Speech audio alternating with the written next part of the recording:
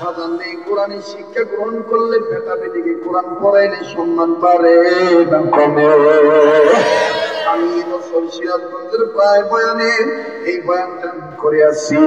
যেহেতু আজ কখনো তৈরি করে বানাইয়া পড়া যায় না, এখানে উম্মতের আলেমগণ বসে আছেন, বেটা বেটিকে কোরআন শিক্ষা দিলে আলিফ লাম মিম পড়াইবে।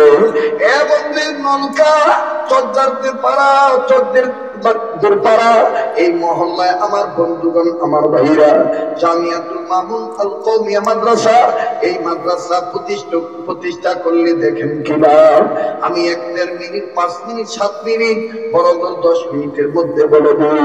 দেখেন তো দেখি দিলটা নরম হয় কিনা, চোখের পানি পড়ে কিনা। কান্না না আসলেও কান্নার ভান ধরা চাই, কান্নার অভিনয় করলো আল্লাহ তাআলা মাফ করিয়ে দেবে। আরে বাবাজি, কথা দিয়ে অন্য কোনো কথা নয়। জমিনের উপরে যত বড় বড় তাফসীরের কিতাব আছে, সবচাইতে বড় তাফসীরের কিতাবের নাম হলো তাফসীরে কাবির। এই তাফসীরে কাবিরের মুসান্নিফ ফখরুদ্দীন রাজি রাহমাতুল্লাহি আলাইহি হযরত তার তাফসীরে কাবিরের মধ্যে লেখেন, আল্লাহর এক পয়গম্বর আল্লাহর নির্দেশে কর্ম করার জন্য যাচ্ছিলেন। খুব খেয়াল করেন বাবা, যুবক বন্ধুরা খুব খেয়াল করো, মুরব্বী বাবারা খুব খেয়াল করো। এই পয়গম্বর যাওয়ার সময় যখন কবর দেখলেন, কবরের মধ্যে হতে দাও দাও করে আগুন জ্বলে উঠল।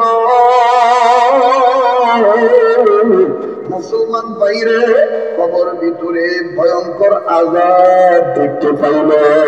পয়গম্বর বুঝতে পারলেন কবরে আযাব হইতেছে। পয়গম্বর কাউকে কিচ্ছু বললেন না, নিজের কর্মে নিজে চলিয়া গেলেন। কর্ম যখন শেষ হয়ে গেল, এই পয়গম্বর আবার ওই রাস্তা দিয়ে আসতেছেন। রাস্তা দিয়ে রিটার্নের সময় ব্যক্তি বলতেছেন, একটু আগে যে কবরে আযাব দেখছি, এখন আমি আবার দেখবো কেমন আযাব হইতেছে।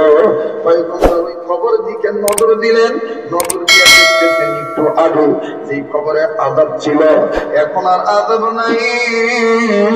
কবরওয়ালা জান্নাতের বিছানায় ঘুমায়।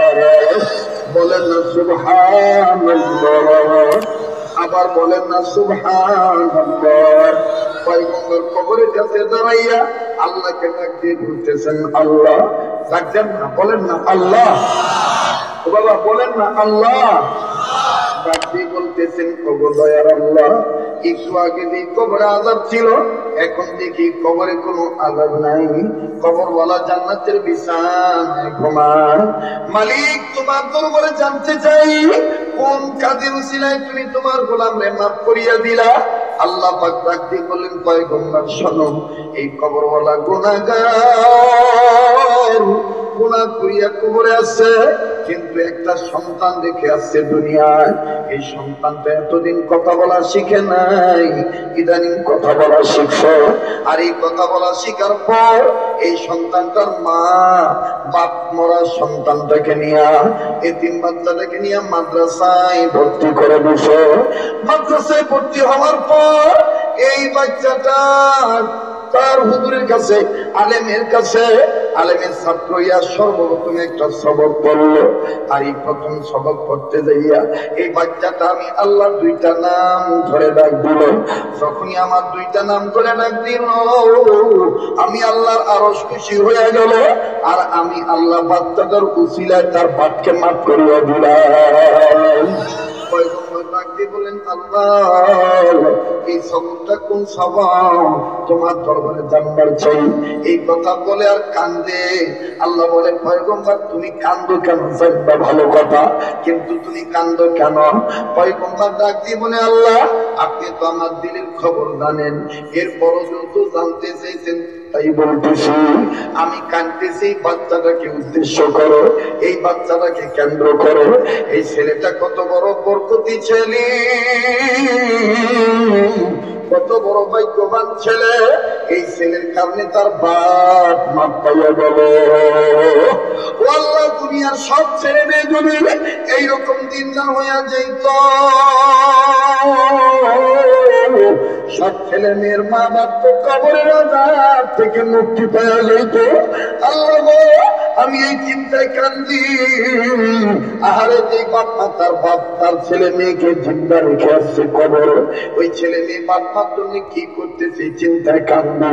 ও আমার সিরাজগঞ্জ জেলার বাবারা, একটু চিন্তা ফিকির করিয়া দেখেন, আমি আপনি মা বাবার কেমন সন্তানাদি হইলাম। আমার আপনার কারণে মা বাপ কবরে শান্তিতে না অশান্তিতে। আমি জানি না এই ময়দানে কার বাপ আছে কারণে। আল্লাহ সবকটা কোন সবক মনে আছে? আল্লাহ বলেন পয়গম্বর সবকটা হলো এই, বিসমিল্লাহির রহমানির রহিম। এই মাসুম বাচ্চা বলছে আমি আল্লাহ রহমান রহিম। আল্লাহ বলো পয়গম্বর আমি রহমান রহিম আল্লাহ হইয়া কেমন করে পারি মাসুম বাচ্চা বাবার কবরে আযাব দিতে? তখনই বলছে আমি আল্লাহ রহমান রহিম। ঠিক তখনই এই বাচ্চার উসিলায় আমি আল্লাহ তার বাপকে মাফ করে দিয়েছি। ভাই এই বিসমিল্লাহ শরীফ এই মাদ্রাসায় পড়ানো হবে, তাহলে বলেন এই মাদ্রাসা হওয়াতে আপনারা খুশি না বেজার? এই মাদ্রাসার দিন আপনি উন্নতি হোক, আমরা চাই কি চাই না?